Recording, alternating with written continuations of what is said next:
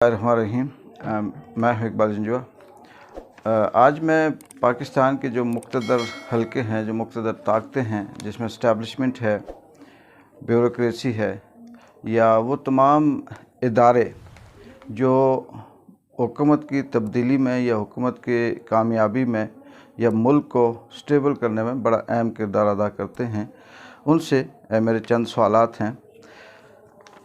मैं ये सोचता हूँ कि वो बात जो आम आदमी तक पहुँचती है, मुल्क के हवाले से, मुल्क की मैशियत के हवाले से, मुल्क की डिस्टेबल होने के हवाले से, मुल्क को खुदा न ख्वास्ता किसी दूसरी रुख लेके जाने की तरफ से जो बातें आम आदमी जानता है, क्या वो इस्टेब्लिशमेंट नहीं जानती? अगर वो जानती है तो वो इतनी बेखबर क्यों है कि वो इस पे कोई सोच विचार नहीं करती? इसी हवाले से मैं मुक़्तदर हलकों से मेरे सवाल हैं कि क्या ये जो बातें हैं कि पाकिस्तान इस वक्त इंतहाई मुश्किल हालात में खड़ा है और ये कहा जा रहा है कि जो मौजूदा हुकूमत है ये लाई गई है और इसको बहुत ज़्यादा इसका हाथ जो है वो साइफ़र के साथ साथ अमेरिका और फिर जो अंगेज हुए अपने मुल्क के अंदर के इदारे, उन्होंने मिलकर इमरान खान को हटाया, क्योंकि इमरान खान अमेरिका के कहने पे नहीं चल रहा था। और ये जो बात हो रही है कि ये जो रजीम चेंज हुई है, अमेरिका का मकसद सिर्फ़ और सिर्फ इस मुल्क को डिस्टेबलाइज़ करना है, इंतशार फैलाना है, महंगाई करनी है, अवाम को उस तरह से यानी अमन व अमान से इस मुल्क में रहने नहीं देना, जगह जगह दहशत गर्दी करनी है। यहाँ कुछ जो इस तरह के अफ़गानिस्तान के हवाले से या दीगर जो हमारे करीबी जो मुल्क हैं उस हवाले से जो यहाँ पे दहशत गर्दी होती है, ये सारी बातें एक आम आदमी जानता है। तो मेरा सवाल है कि क्या वो मुक़्तदर हलके, क्या अदलिया हो गई, आर्मी इस्टेब्लिशमेंट हो गई, सिविल ब्यूरोक्रेसी हो गई, क्या ये उन तक ख़बर नहीं जाती? क्या ये आपको इस बात का इल्म नहीं है? अगर है तो फिर इतनी लापरवाही और इतनी खामोशी क्यों है? दूसरा ये है कि जैसे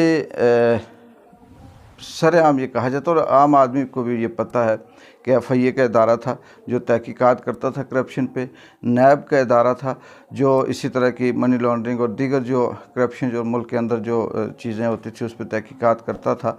वो एक रिपोर्ट पेश करता था और जिस पर साबित होता था उसको कवानीन के मुताबिक सज़ा दी जाती थी। अब FIA और नैब को ना सिर्फ कमज़ोर किया गया बल्कि उनको लूला लंगड़ा करके वो तमाम शिकें उसमें से ख़त्म कर दी गई। वो तमाम ताकतें, वो पावर्स, वो तहकीकाती जो तरीक़े थे वो ख़त्म कर दिए गए, जिससे किसी शख्स के ऊपर, किसी सियासतदान के ऊपर, किसी सरमायादार के ऊपर करप्शन के जो इल्ज़ामात थे उसकी तहकीकात की जाती, वो सारे उस पर ख़त्म कर दिए गए। अब ये बराए नाम किस्म के इदारे रह गए और इनके वो शिकें ख़त्म करने का फ़ायदा सिर्फ़ और सिर्फ उन सियासतदानों को या उन लोगों को है जो इस मुल्क से बेशुमार पैसा मनी लॉन्ड्रिंग के ज़रिए, किकबैक्स के ज़रिए या दीगर करप्शन के जो ज़राए हैं उससे बाहर भेजते हैं या मुल्क को, इदारों को कमज़ोर करके वो पैसे अपने अकाउंट में या अपने किसी चपरासी या किसी दूसरे लोगों के अकाउंट में जमा करते हैं। तो इन इदारों को बिल्कुल अपाहज करके रख दिया। तो क्या ये चीज़ उन इदारों को, उन ताकतों को नज़र नहीं आती कि ऐसा करने से मुल्क के अंदर बेहतरी नहीं आएगी बल्कि मज़ीद करप्शन और मज़ीद कमज़ोर होगा? कोई भी इदारा हो, कोई भी मुल्क हो, कोई भी घर हो, जब तक उसके अंदर सख्त स्ट्रिक्टनेस किस्म की पॉलिसीज़ नहीं होती तो वो मुल्क नहीं चलता, वो घर, वो इदारा नहीं चलता। तो क्या ये चीज़ भी इन साहिब हैसियत, ये जो ताकतवर लोग हैं, इदारे हैं, जो मुल्क के अंदर एक अरसे से हुकूमत करते आए हैं, हुकूमत तब्दील करते आए हैं, उनको इस चीज़ का नहीं पता? अगर पता है तो फिर इतनी ज़्यादा अंधेर नगरी क्यों है? इसके अलावा जैसे एक तरफ पाकिस्तान में गुर्बत है, महंगाई है, पैसे की कमी है, बेशुमार दफ़ा आप सब कहते हैं कि ख़जाना खाली है और बिल्कुल पाकिस्तान ये जो मुल्क है डिफ़ॉल्ट की तरफ जा रहा है। इसके अंदर ऐसी मतलब वो जो एक्सपोर्ट इंपोर्ट की जो थी ज़र मुबादला वो बिल्कुल ख़त्म है और कुछ भी नहीं है और आप उसके लिए कशकोल उठा के मुल्क मुल्क जा रहे हैं, मांग रहे हैं। IMF के आगे बिल्कुल जिसे कहते हैं कि लेटे हुए हैं, उसकी हर शर्त मानने के लिए तैयार हैं और उससे पैसे ले रहे हैं। लेकिन दूसरी तरफ मेरा ये सवाल है कि दूसरी तरफ जो मौजूदा हुकूमत है किसी भी हवाले से ये लाई गई है, अवामी नहीं है। इस हुकूमत ने अपने स्विमिंग पूल रिपेयर करने में करोड़ों रुपए लगाए, अपने घरों की तज़ीन और आराइश पे इन्होंने करोड़ों रुपए लगाए, अपने टूर के लिए ये पूरा ग्रुप और पूरा रेवड़ लेके जाते रहे, उस पे इनकी करोड़ों और अरबों रुपए खर्चे आ रहे हैं। और अभी भी ये एक टाइम का जो खाना देते हैं या लोगों को बुलाते हैं, ये जो अयाशियाँ और ये जो महंगे तरीन होटलों पे ठहरते हैं, ये जो ख़र्चे आते हैं ये कहाँ से आते हैं? क्या ये कम नहीं किए जा सकते? क्या ये आप सबको उन ताकतवर हलकों को जिसमें अदलिया शामिल है, अदलिया की पावर है, जिसमें आर्मी की पावर है, जिसमें दीगर इदारे हैं जो फ़ैसला करते हैं, इनको क्या ये नज़र नहीं आते कि एक तरफ आप रो रहे हो कि मुल्क बिल्कुल दिवालियापन की तरफ जा रहा है और दूसरी तरफ आप इतने बड़े ख़र्चे फजूल खर्चियाँ कर रहे हो? और क्या इससे ये ज़ाहिर नहीं होता, साबित नहीं होता कि आप यहाँ पे हुकूमत करना है या अवामी मसाइल हल करना है, मुल्क को बेहतरी की तरफ ले जाने नहीं आए, बल्कि अपने वो तमाम चीज़ें जो थीं वो जो रुकी हुई थी उनको बेहतर करने आए हैं, अपने जो केसेस हैं वो ख़त्म करने आए हैं। इसके अलावा ये भी मेरा सवाल है इन्हीं हलकों से, इन्हीं ताकतों से कि ये जो इस वक्त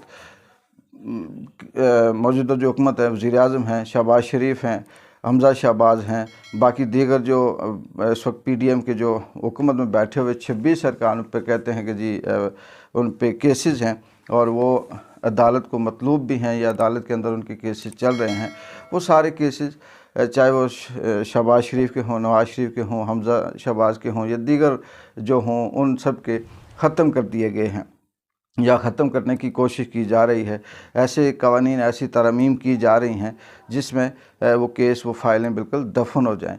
तो क्या ये चीज़ आम आदमी जानता है? आपको वो नज़र नहीं आता या आपको ये समझ नहीं आती कि इस तरह से केसेस ख़त्म करके इसका मतलब ये हुआ कि या तो इस मुल्क में मज़ीद तबाही और बर्बादी लानी है या फिर इस मुल्क के ऊपर चोर, डाकू, करप्ट और इस तरह से जो बददियानत किस्म के लोग हैं उनसे हुक्मरानी करवानी है।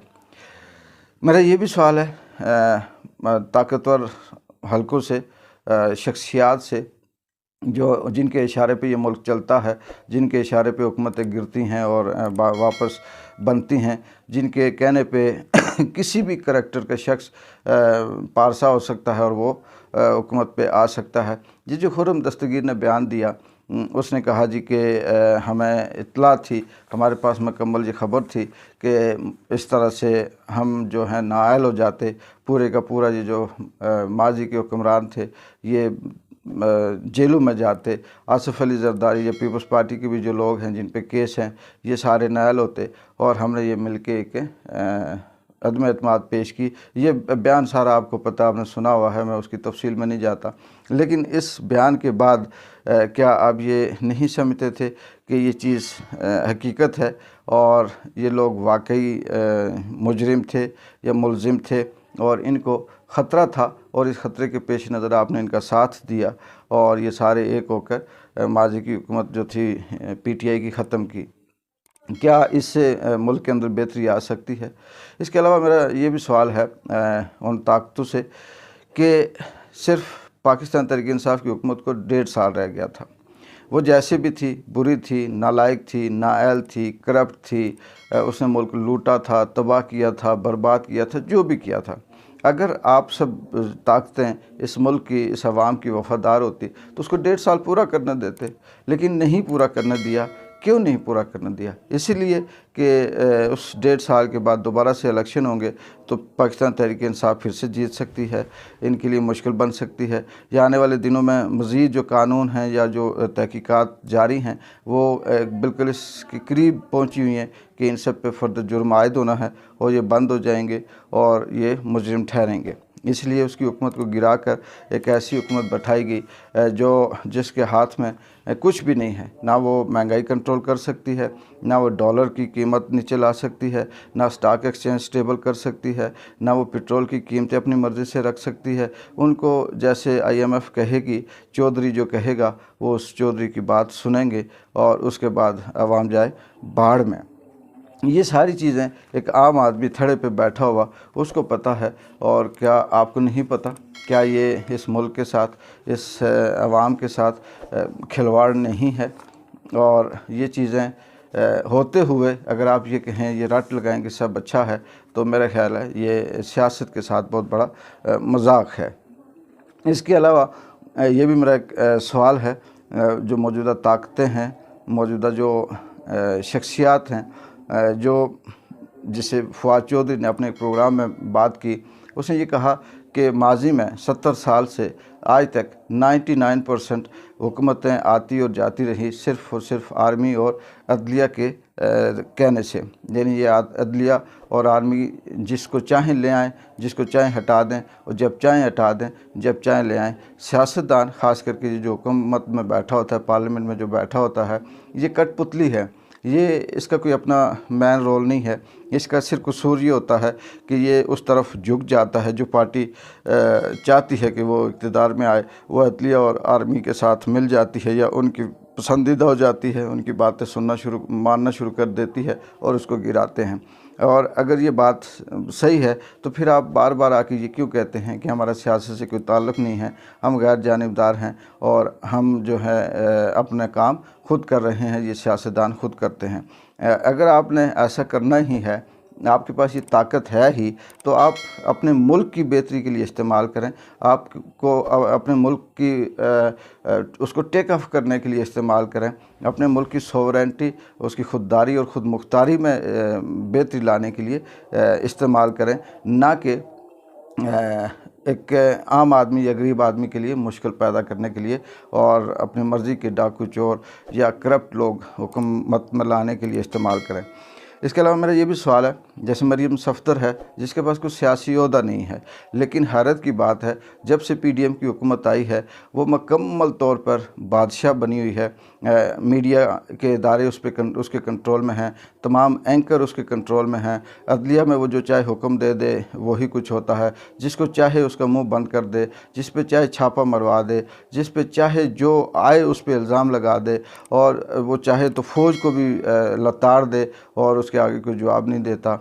और उसके बहुत सी ऑडियो लीक हो रही हैं, उसके करैक्टर सबको पता है, उसकी क्या हैसियत है ये आप सब इदारों को, अदलिया को, दीगर जो मुक़्तदर इदारे हैं उनको पता है। और वो खुली छुट्टी है उसे, वो जो चाहे करे, उसके लिए कोई कानून नहीं है। वो वाइस शख्सियत है जो सियासत में भी नहीं है, ताकत में भी नहीं है, लेकिन कानून से बालातर है, उसके लिए किसी किस्म का कोई कानून लागू नहीं होता। क्या ये आपको नज़र नहीं आता? क्या ये आपको समझ नहीं आती? क्या ये आपको दिखाई नहीं देता? एक आम आदमी को पता चलता है कि मरीम सफ़दर जो कह रही है वो कितना भोंडा है और कितना बेबुनियाद है, मगर आप उसके ऊपर खामोशी से बैठे हुए हैं। इसके अलावा ये भी सवाल है कि इमरान खान ने जो एहतजाजी मार्च किया और इस मार्च को रोकने के लिए पाकिस्तान ने, रियासत ने पूरी ताकत का इस्तेमाल किया, छापे मारे, औरतों को गिरफ़्तार किया, बच्चों को घरों में बंद किया, बच्चों के सामने बच्चों के वालिदैन को मारा, शेल फायर किए गए। यानी आप ये कह सकते हैं कि खून की होली खेली गई, लोगों को मारा गया, बंद किया गया, जिस हद तक हो सकता था एक्सपायर आंसू गैस इस्तेमाल की गई और लोगों को रोका गया। ये एहतजाज था। ये एक तरफ आप कहते हैं कि जी ये हक होता है और दूसरी तरफ ये कहते हैं कि जी नहीं, ये दहशतगर्दी थी और ये कोई पाकिस्तान या इस्लामाबाद के ऊपर हमला था, रास्ते बंद किए गए, और करोड़ों रुपए इस एहतजाज को रोकने पे लगाया गया। एक तरफ ख़जाने में पैसे नहीं हैं और दूसरी तरफ करोड़ों रुपए लगाकर जो एहतजाज था उसका रास्ता बंद किया गया। और रियासत की जितनी ताकत थी किसी दुश्मन के ख़िलाफ़ अगर इस्तेमाल हो सकती है वो इस एहतजाज को रोकने में इस्तेमाल की गई और आवाम के लिए मसाइल के पहाड़ खड़े कर दिए गए। मेरा यहाँ पे सवाल ये है कि ये ऐसा क्यों किया गया और इस तरह से मतलब क्या तासर दिया गया। क्या जो पाकिस्तान तहरीक इंसाफ की हुकूमत थी, चंद दिन पहले जो इमरान खान वज़ीर आज़म थे, उन्होंने एक एहतजाजी कॉल की अपने हवाले से, जिसको वो राइट समझते थे, जो पाकिस्तान के अंदर इससे पहले भी माजी में होती रही हैं, वो सब इस्तेमाल करते हुए वो आ रहे थे, अपनी पावर दिखा रहे थे, अपने साथ होने वाली नाइंसाफ़ी की बात कर रहे थे, उसको दहशतगर्द करार देकर उसको रोका गया और खुली छुट्टी दी गई। इसके पीछे किसका हाथ था, ये ताकत कहाँ से इस्तेमाल हो रही थी, मैं नहीं कहता, बल्कि होटल पे, थड़े पे, अड्डे पे बैठा हुआ एक आम कंडक्टर है, वो उसको भी पता है, एक वेटर है उसको भी पता है, एक मज़दूर है उसको भी पता है। क्या आप इतने बड़े ओहदे पे बैठे हुए हैं, क्या आपको नहीं पता? पता है आपको कि ये ताकत कहाँ से इस्तेमाल हुई, ये हुक्म कहाँ से आया। लेकिन क्या इस तरह से मुल्क चलते हैं? क्या इस तरह से मुल्क बेहतर होते हैं? और इस तरह से करने से क्या आप समझते हैं कि आवाम को दबाया जा सकेगा या सच और हक़ की जो आवाज़ है उसको रोका जा सकेगा? मुझे लगता है कि ऐसा नहीं होगा।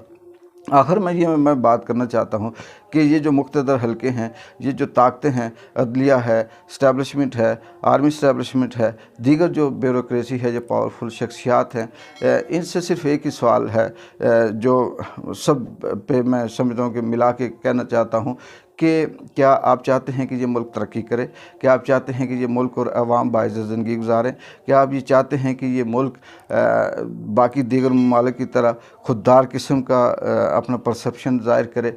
और अगर चाहते हैं कि हाँ करे, तो फिर ऐसे लोगों को ऐसे कवानीन क्यों बनाते हैं, ऐसे लोगों का साथ क्यों देते हैं जो हमारे इस मुल्क की बदनामी का बायस बनते हैं, जिन के ऊपर करप्शन के इल्ज़ामात हैं, जो बदनाम हैं चोर डाकू के नाम से, जो 30-30 साल 40-40 साल हुकूमत कर चुके हैं, जो आजमाए हुए हैं, उनको फिर यहाँ लाकर क्यों बिठाया जाता है? इस आवाम के साथ और इस मुल्क के साथ ये भोंडा मजाक क्यों किया जाता है और ये कब तक होगा? ये जो इल्ज़ामात, ये जो आर्मी के रिटायर्ड ऑफिसर्स रोज़ाना सोशल मीडिया पे उनकी वीडियो वायरल होती है और उस पर वो ऐसी बातें करते हैं कि जो आम आदमी नहीं कर सकता। क्या ये आप तक नहीं पहुंचती? अगर ये पहुंचती हैं तो अगर ये सही हैं तो फिर इस पे आप सोच और विचार क्यों नहीं करते? ये मुल्क चले आपका नहीं है, आपका यूरोप है, बेल्जियम है, दीगर इदारों में आपने, अमेरिका में, दीगर जगहों पे आपने प्लाट और हवेलियाँ ख़रीदी हुई हैं। आपकी नस्लों में से किसी का तो होगा, आपके रिश्तेदारों में से तो किसी का ये मुल्क होगा, कोई आपका जानने वाला कोई दोस्त तो इस मुल्क में रहता होगा जिसके लिए ये मुश्किलात होंगी। आप अपने लिए ना सही, कम से कम इस 20-22 करोड़ के जो गरीब लोग हैं, इनके लिए अगर आप बेहतरी कर जाएं तो मेरा ख्याल है कि अल्लाह ताला आपके हिस्से में ये बहुत बड़ा एजाज़ रखेगा और यही असल नेकी होगी। आप अपने लिए ना बनाएं, आप इस अवाम के लिए आसानियाँ पैदा करें। वो बाकी रही ये जो मौजूदा हुकूमत है, ये मुझे चलने वाली नज़र नहीं आती। इसको कब तक घसीटेंगे, कब तक सहारा देंगे, कब तक इससे झूठ बुलवाएंगे, कब तक इसको IMF की शर्तें मनवा कर कर्ज़े लेते रहेंगे, कब तक महंगाइयाँ और पेट्रोल की कीमतें बढ़ाते रहेंगे, डॉलर कब तक ऊपर जाता रहेगा, कितना अर्सा स्टॉक एक्सचेंज क्रैश करती रहेगी। बात वही है कि लीप करने से, ज़ाहिरी रंग रोगन करने से अंदर का जो बोसीदा माल है वो अच्छा नहीं हो जाता, अंदर जो चीज़ ख़राब होती है वो ख़राब ही होती है। इनसे मुल्क नहीं चलेगा। आप खुदा के लिए, इस मुल्क के लिए, इस आवाम के लिए वो शख्स लाए जो मुल्क के लिए अच्छा हो, जो आवाम के लिए अच्छा हो, जो आपके रिश्तेदारों के लिए अच्छा हो, जो आपके बच्चों और आपकी नस्ल के लिए अच्छा हो। इकबाल जज्बा को इजाज़त दें। अल्लाह हाफ़िज़।